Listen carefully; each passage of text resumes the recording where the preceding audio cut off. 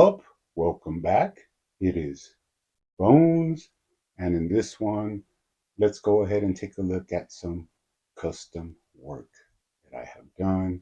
Now, this was the next video up in the books, so I want to get through this one as I dip my toes back in making some content. So, since this was on the list and I never did it, I want to go ahead and get it out of the way. Now, this is going to be some little quick customs that I did for a lot of the Dark Knight Trilogy figures. Just take a quick look at them, talk about what I did, and we'll take it from there. Now, up first, let's take a look at the Christian Bale Batman Begins figure, the sort of Panther suit or original suit from Batman Begins. Now, I always enjoyed this suit. I was really happy when I heard that McFarlane was going to be making this figure. Now, once again, per usual, it is not perfect. There's things I did not like about it. And I wanted to go ahead and do some adjustments to make it more to my taste. Now, starting with the head, with the cowl, that first costume had a really thick neck and he was unable to move his head. Now, McFarlane making this so that you would be able to have articulation in the head. The neck looks a little bit thin. Now, the first way I wanted to tackle this, the easiest way, was to carve out a lot of the plastic from the head sculpt in the inside. And I really took it down, just sanding and scraping until I got it really paper thin. Now, this allowed the head to get pushed out a little bit by the neck part of the cowl, and it makes it a more seamless transition from the head sculpt into the neck of the cowl because originally it's really obvious. You could see the neck and then the head sitting on top of it, but I wanted it to kind of look more smoother and a little bit more the way it did in the film. I was pretty happy with the way this came out. I mean, it wasn't a big adjustment. You can't really lower the head or raise the head using a different peg. So this made it thin enough to expand the neck hole and just making the seam line match a little bit better with the original neck peg. Now, in the future, I may want to use a thicker neck, which you could see here in my custom Batfleck Batman, where I used a totally different neck piece and made the traps and the neck look a lot thicker. Now, I did swap this head onto there so you could kind of see what I imagine in my head. It just looked better to me, the suit having a thicker neck, the way it looked more in the original Batman Begins film. A couple other little things. Of course, I did add more articulation by doing the mods. Per usual, if you go to my Superman custom mod video, you could see all of the mods you can do to give you more articulation, give you more range.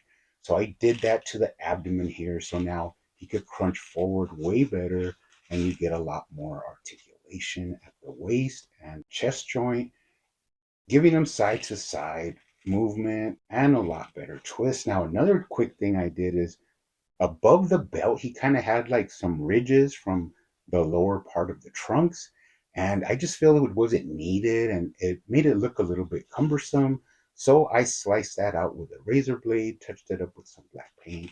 And for me, it just looks a lot cleaner.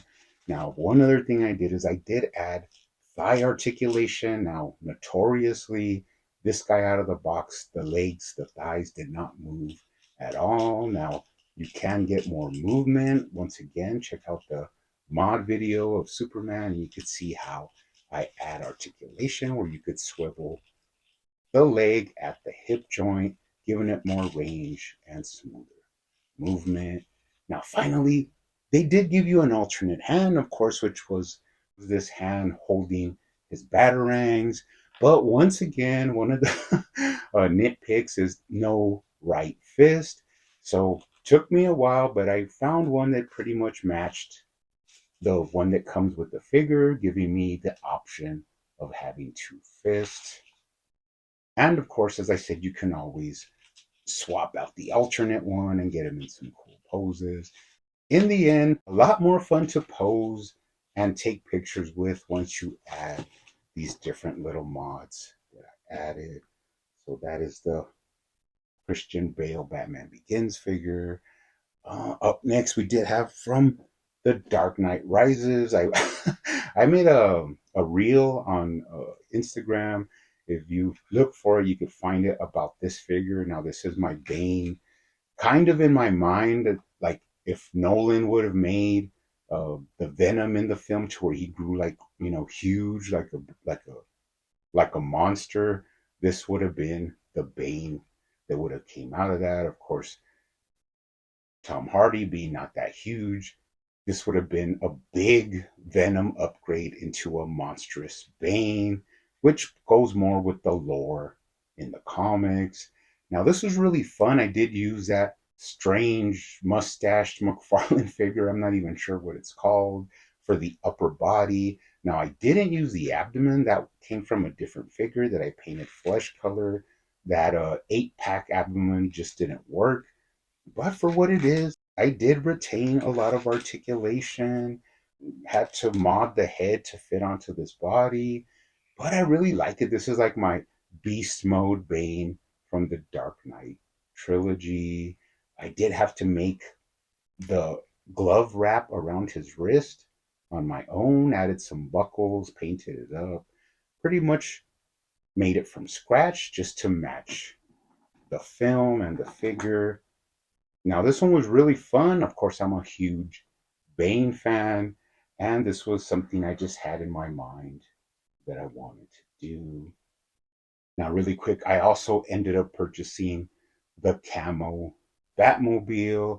Always wanted that because I wanted to pose it with my custom coated Bane. I did pick up the one McFarlane did with the soft goods, but I was just never a big fan of that.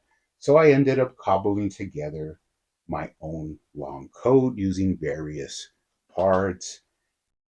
And in the end, really happy with that. Now I can finally pose him up next to that camo Batmobile. Once again, something I just wanted to do. Really, really fun. Custom work there. And finally, now I did this before. I took an image that I found, like an AI image of a Batman, and I made it into figure form as close as I could. I think that was like I can't remember exactly, but I think I call it the Reaper Night or something like that, where he actually eats his victims and that's how he stays alive. I had a whole lore going back to that whole figure that I made, and this is once again an image I saw online, which was a mixture, I guess, of like Pennywise and Heath Ledger's Joker from the Dark Knight trilogy. And I just loved that image. So I ended up, putting together this custom Joker figure. Now, it took me a while. I did get an extra head offline for the head, just repainted it to match more the image, the AI image from offline.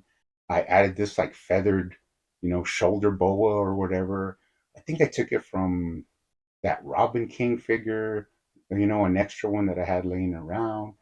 Painted it up a little bit, gave it some highlights, added some alternate hands. Now, this is the body from the Battinson Batman. That is, the way it is in the image. Pretty much matte blacked the whole thing, the boots, the gloves, the hands, giving it just a more dreary, darker feel. Now, the cape took me a long time because I had the figure done and I wanted to make a video on it, but I really wanted to tatter up the lower part of the cape, like if it's, been through it, scraping on the ground, whatever, and dirtied up the boots a little bit. One of the last, and I added bronze, like some copper bronze throughout the figure just to give it some highlights. Final thing I did was where he's supposed to have his grapnel gun on the side there.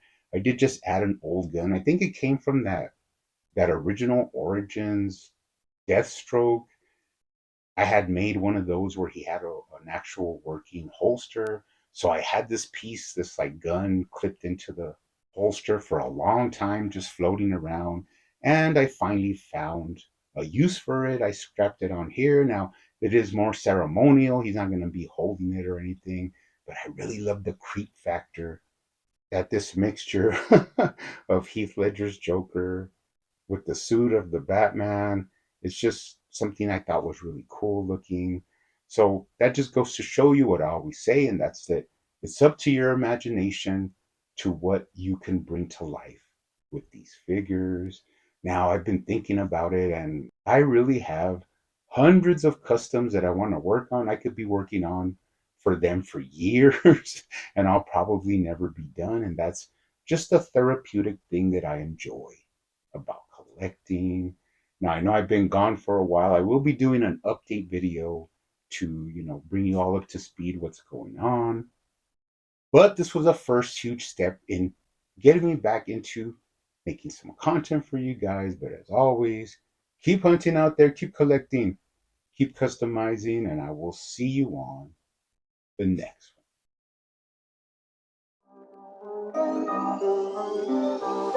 one.